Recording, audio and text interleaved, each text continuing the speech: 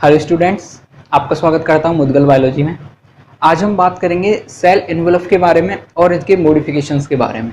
यानी कि हिंदी में यदि हम देखें तो इसका मतलब है कोशिका के आवरण। यानी कि हम प्रोकैरियोट कोशिका पढ़ रहे हैं, उसके आवरण कैसे होते हैं, किस तरह से उसको पूरी तरह आवृत करके रखती है कोशिका को, और ये किस तरह से अपने आप को रूपांतरित करती है अपनी ज़रूरत के हिसाब से, क्या क्या इसमें मॉडिफिकेशंस होते हैं, वो आज हम इस लेक्चर में पढ़ने वाले हैं।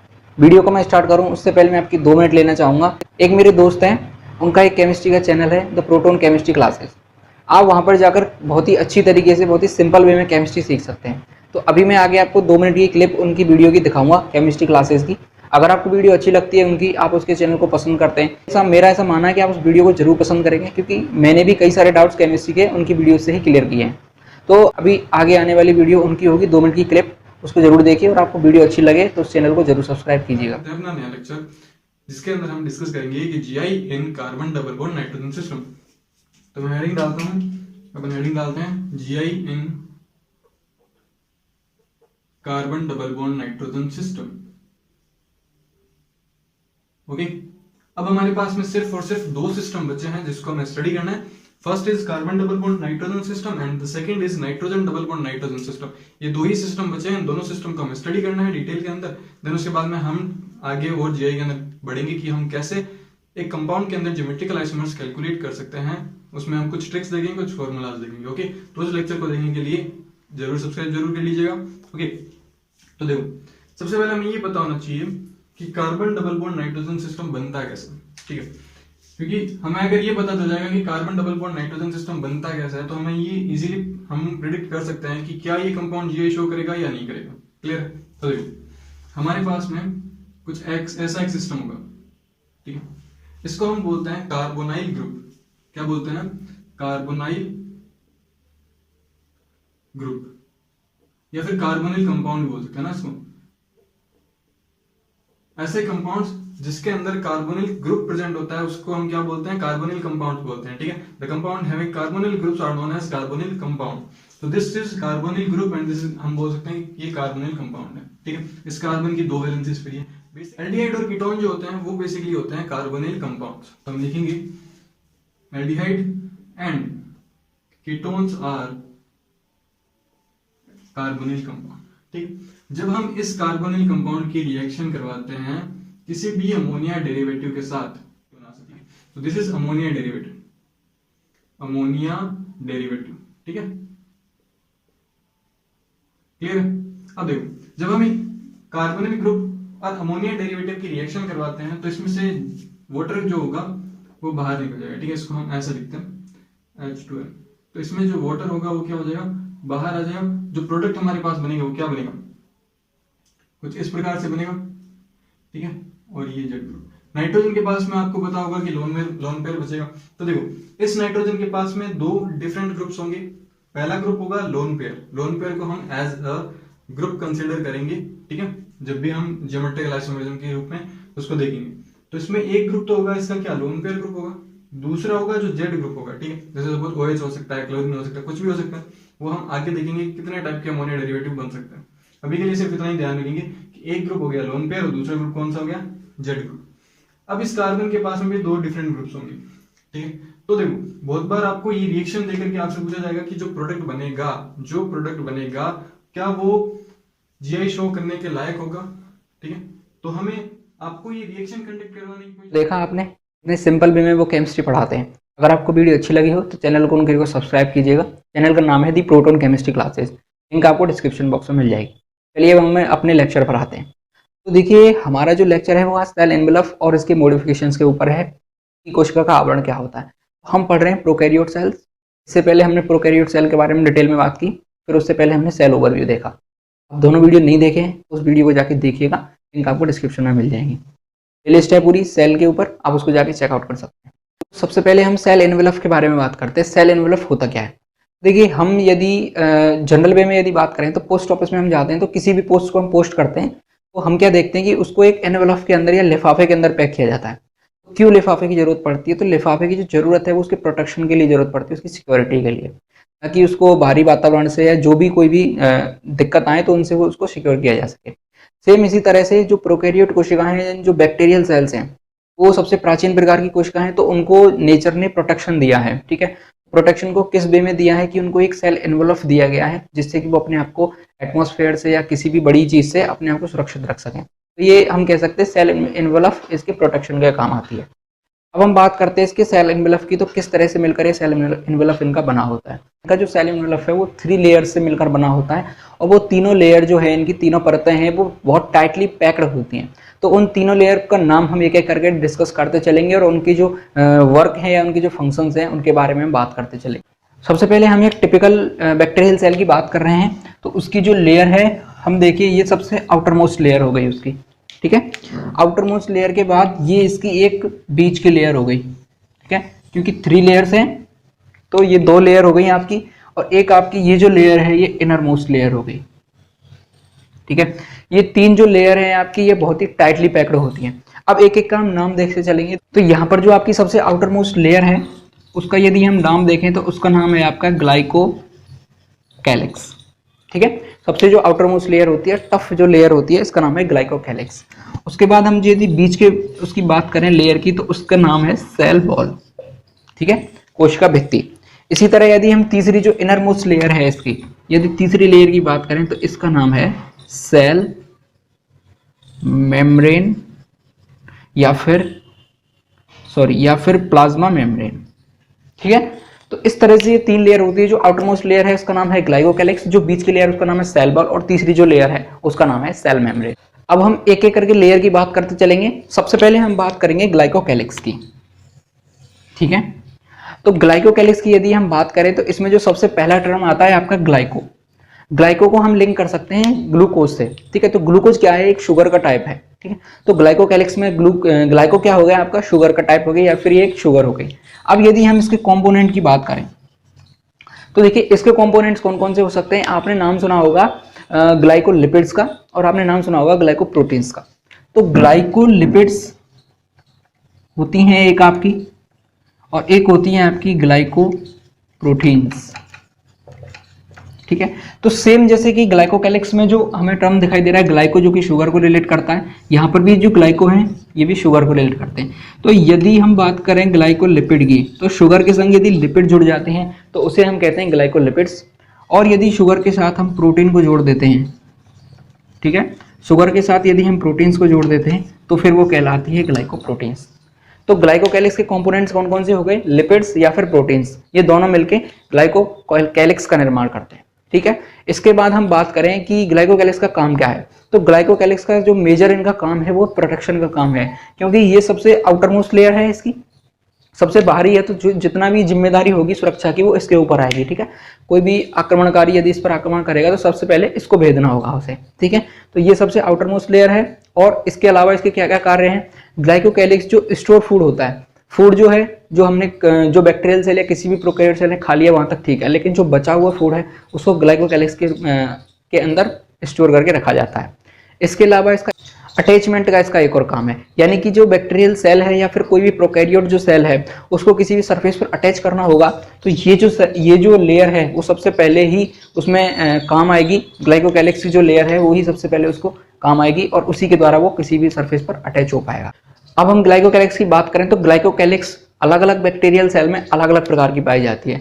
इसकी थिकनेस के आधार पर 2 टाइप दिए गए हैं आपके बैक्टीरिया के। वो 2 टाइप कौन कौन से हैं देखिए, इसकी थिकनेस के आधार पर दिया गया है। तो एक तो आपका नाम आएगा स्लाइम लेयर, ठीक है, और एक आपका आएगा कैप्सूल।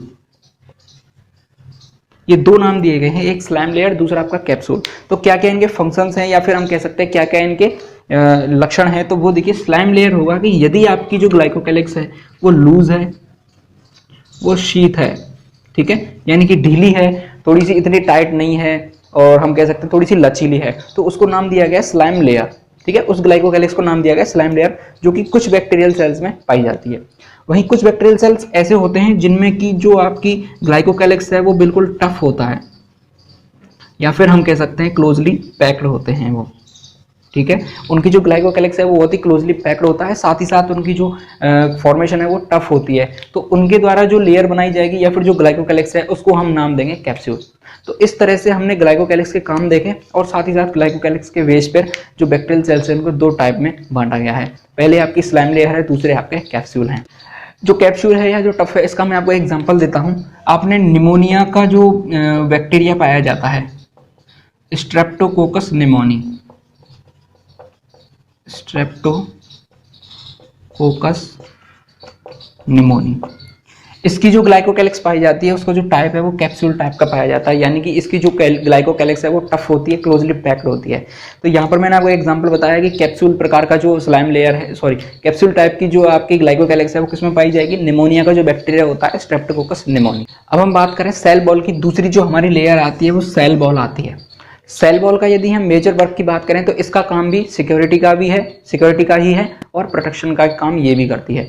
लेकिन यहाँ पर हम बात करें कि सेल बॉल को लेके बैक्टीरियल सेल्स में इतनी ज़्यादा डाइवर्सिटी है कि हम सोच भी नहीं सकते, ठीक है। बहुत ज़्यादा, कहने का मतलब ये है कि बहुत ज़्यादा डाइवर्सिटी है, बहुत ही ज़्यादा सेल बॉल के बेस पर बैक्टीरिया पाए जाते हैं, अलग अलग प्रकार के बैक्टीरिया, उनमें अलग अलग प्रकार की सेल बॉल पाई जाती है। कुछ मैं एग्जाम्पल्स आपके सामने रखूँगा, वो देखिए। जब मैंने आपको किंगडम मोनेरा पढ़ाया था तो वहाँ पर मैंने आपको कुछ एग्जांपल्स बताए थे, ठीक है। तो उसी के बारे में हम बात करते चलेंगे। जैसे कि होता है हमारा आर्की बैक्टीरिया होता है, उसमें अलग प्रकार की सेल बॉल होगी, यानी कि उसके जो कंपोनेंट हैं वो अलग होंगे। यदि हम यू बैक्टीरिया की बात करें जो कि ट्रू टाइप के बैक्टीरिया होते हैं तो उनमें जो सेल बॉल पाई जाएगी उसका कंपोनेंट कुछ और होगा। यदि हम फंजाई की बात करें तो उसमें जो उसका कंपोनेंट है वो कुछ और होगा। यदि हम प्लांट सेल की बात करें तो उसमें जो सेल बॉल का कंपोनेंट है वो कुछ और होगा। और हम सब जानते हैं कि एनिमल सेल में जो सेल बॉल है वो एब्सेंट होती है, ठीक है। तो आप यहाँ पर देख लीजिए किंगडम मोनेरा के अंदर कितने सारे बैक्टीरिया पाए जा रहे हैं, उनमें भी जो आपकी सेल वॉल है उसका जो कंपोनेंट है या फिर हम कहते हैं कंपोजिशन है बहुत ही ज़्यादा डिफरेंट है, एक दूसरे से बहुत ज़्यादा डाइवर्स है। तो क्या क्या डाइवर्सिटी है वो मैं आपको बताऊंगा। तो देखिए आर्की बैक्टीरिया जो मैंने आपको बताए थे, सबसे पहले आर्की बैक्टीरिया में जो हम कह सकते हैं सेल वॉल, उसका कंपोजिशन क्या है, वो पाई जाती है आपकी स्यूडोम्यूरिन की, ठीक है। आर्की बैक्टीरिया में किसकी सेल वॉल पाई जाएगी, स्यूडोम्यूरिन की। इसके बाद यदि हम बात करें यू बैक्टीरिया की, यू बैक्टीरिया में आपकी जो सेल वॉल है वो पाई जाएगी आपकी पेप्टाइडोग्लाइकन की, पेप्टाइडोग्लाइकन, ठीक है। इसके बाद बात करें यदि हम फंजाई की, किंगडम फंजाई में जो फंगस या फंजाई वगैरह पाए जाते हैं उनकी जो सेल वॉल है वो एक अलग कंपोनेंट की पाई जाती है जिसको बोलते हैं अपन काइटिन, यानी कि उनकी जो सेल वॉल है वो काइटिन की बनी होती है। इसके बाद यदि हम प्लांट सेल की बात करें, किसी भी प्लांट सेल की, तो प्लांट सेल में जो सेल वॉल है वो सेल्यूलोज की बनी होती है, ठीक है। तो ये आपने देखा कितना ज़्यादा डाइवर्सिटी है यहाँ पर कि आर्की बैक्टीरिया है दोनों ही bacteria, archaebacteria eubacteria, लेकिन आर्की बैक्टीरिया में सेल वॉल है वो स्यूडोम्यूरिन की है, यू बैक्टीरिया में जो सेल वॉल है वो पेप्टाइडोग्लाइकन की है, फंजाई में जो है वो आपकी काइटिन की है और प्लांट सेल में आपकी सेलुलोज की है। और एनिमल सेल के अंदर किसी भी तरह की सेल वॉल नहीं पाई जाती, उसमें सिर्फ और सिर्फ सेल मेम्ब्रेन पाई जाती है। तो ये हमने डाइवर्सिटी देखी। इसके अलावा हम यदि इनके मेजर काम की बात करें तो वो इनका काम है प्रोटेक्शन का। इसके अलावा ये सेल का निर्धारण करती है, सेल के आकार का निर्धारण करती है, ठीक है। तो ये सेल वॉल हो जाती है। अब हम तीसरी जो इनर मोस्ट इसकी जो लेयर है बैक्टीरियल सेल की उसकी बात करते हैं, जिसका नाम है सेल मेम्ब्रेन या फिर प्लाज्मा मेम्ब्रेन। तो देखिए इनका जो मेजर हम कह सकते हैं, सबसे पहले हम इनके काम की बात करते हैं कि इसका जो काम है वो क्या है। तो इसका काम है, ये सबसे इनर मोस्ट लेयर है, ठीक है। अब हम बात करते हैं कि हम घर से ही बात करते हैं, ठीक है। तो घर में देखिए घुसने के बहुत सारे रास्ते हैं, छत से हम घुस सकते हैं किसी भी घर में, उसके अलावा हम खिड़की से घुस सकते हैं, हम दरवाजे से घुस सकते हैं, ठीक है। एक नॉर्मल मैं आपको एग्जांपल देता हूँ। तो यदि किसी भी चीज़ ने ग्लाइकोकैलिक्स को पार कर लिया, ठीक है, उसके बाद किसी ने सेल वॉल को भी पार कर लिया, लेकिन जब वो इनर मोस्ट लेयर यानी कि सेल मेम्ब्रेन के पास आएगा तो सेल मेम्ब्रेन के पास इतनी ताकत है कि ये सिर्फ सेलेक्टिव चीज़ों को ही अंदर आने देगी, और इस ताकत का नाम है सेमी परमिएबल, ठीक है, सेमी परमिएबल। ये इस तरह की एक ताकत है कि इसके पास एक हम कह सकते हैं कि शक्ति इसको दी गई है कि सेमी परमिएबल ये जो सेल मेम्ब्रेन है या फिर प्लाज्मा मेम्ब्रेन है ये होती है। इसका मतलब क्या है कि ये हिंदी में यदि बात करें तो हिंदी में इसका नाम होता है अर्ध पारगम्य, ठीक है। सेमी परमिएबल का मतलब है कि आधी चीजें ही जा सकती हैं। आधी का मतलब क्या है, सेलेक्टिव। सेलेक्टिव चीज़ों को ही ये अंदर जाने दे सकती है। अब सेलेक्टिव का मतलब क्या है कि ये किस तरह से किसी चीज़ को सेलेक्ट करेगी, वो इसके ऊपर डिपेंड करता है कि क्या क्या चीज़ें इसके फेवर में हैं, क्या क्या चीज़ों को ये सेलेक्ट करेगी, किस किस चीज़ों को ये सेलेक्ट नहीं करेगी। तो जो चीज़ सिलेक्शन है, हम गेट की यदि बात करें तो ये गेट का काम करती है। गेट में से हम सिर्फ उसी को अंदर आने दे सकते हैं जो कि हमारा जानकार है, जिसको कि हम जानते हैं। सिलेक्टिव पर्सन ही गेट के थ्रू हमारे घर के अंदर आ सकते हैं। तो गेट का ये काम करती है कौन? सेल मेम्ब्रेन या फिर प्लाज्मा मेम्ब्रेन। अब हम बात करें कि सेल मेम्ब्रेन या प्लाज्मा मेम्ब्रेन में ऐसी क्या चीज़ पाई जाती है जो कि इसको सेमी परमिएबल या फिर अर्धपारगम्य या फिर हम कह सकते हैं सेलेक्टिव बनाती है। तो एक एंजाइम आपने सुना होगा, परमिएज। परमिएज एक एंजाइम पाया जाता है किसके अंदर? सेल मेम्ब्रेन या फिर प्लाज्मा मेम्ब्रेन के अंदर, जो कि आने वाली चीज़ों के साथ रिजेक्ट करता है और रिजेक्ट करने के बाद यही बताता है इनको कि किस चीज़ को अंदर आना चाहिए, किस चीज़ को अंदर नहीं आना चाहिए। ठीक है, तो ये आपका सेल एनवेलप मैंने बता दिया आपको कि सेल एनवेलप किस तरह से होता है कि 3 लेयर्स होती हैं जो कि टाइटली पैक्ड होती हैं। जो आउटर मोस्ट आपकी लेयर है वो ग्लाइकोकैलिक्स है, जो बीच की लेयर है आपकी वो सेल वॉल है, और जो आपकी इनर मोस्ट लेयर है वो सेल मेम्ब्रेन या फिर प्लाज्मा मेम्ब्रेन है। अब यदि किसी हम बैक्टीरियल सेल के सेल एनवेलप की बात कर रहे हैं, अब हम किसी पर्टिकुलर लेयर की बात नहीं कर रहे, अब हम ओवरऑल सेल एनवेलप की बात कर रहे हैं, तो उसका कंपोजिशन भी भिन्न भिन्न हो सकता है। यानी कि सेल वॉल किसी और से मिलकर बनी हो सकती है, ग्लाइकोकैलिक्स आपका किसी और से मिलकर बना हो सकता है। तो इसके आधार पर भी जो बैक्टीरियल सेल्स हैं या फिर प्रोकैरियोट सेल्स हैं, बहुत ज़्यादा डाइवर्सिटी हमें शो करती हैं या फिर विभिन्नताएं हमें शो करती हैं। तो उसके आधार पर एक साइंटिस्ट हुए हमारे क्रिश्चियन ग्राम, ठीक है, उन्होंने एक स्टेनिंग टेक्निक निकाली और उस स्टेनिंग टेक्निक के आधार पर उन्होंने बैक्टीरिया को मोस्टली 2 पार्ट्स में डिवाइड किया। तो वो 2 पार्ट्स कौन कौन से थे? देखिए, जो साइंटिस्ट थे उनका नाम था क्रिश्चियन ग्राम। ठीक है, ये किलोग्राम वाला ग्राम नहीं है, ये अलग साइंटिस्ट का सरनेम है, ग्राम। तो इन्होंने जो बैक्टीरिया थे उनको 2 टाइप में डिवाइड किया कि कुछ बैक्टीरिया थे ग्राम पॉजिटिव और कुछ बैक्टीरिया थे ग्राम नेगेटिव। ठीक है, अब हम आगे देखेंगे कि कौन से बैक्टीरिया ग्राम पॉजिटिव हैं, कौन से ग्राम नेगेटिव है और क्यों ग्राम पॉजिटिव है, क्यों ग्राम नेगेटिव है। तो देखिए, यहाँ पर मेजरली क्या होता है कि ग्राम ने एक स्टेनिंग की टेक्निक निकाली, और स्टेनिंग का मतलब होता है किसी चीज़ को रंगना। ठीक है, रंग दिए उन्होंने, स्टेन दिए, धब्बे दिए, और उसके आधार पर इन्होंने बैक्टीरिया को 2 टाइप में डिवाइड किया। कुछ बैक्टीरिया ग्राम पॉजिटिव थे, कुछ नेगेटिव थे।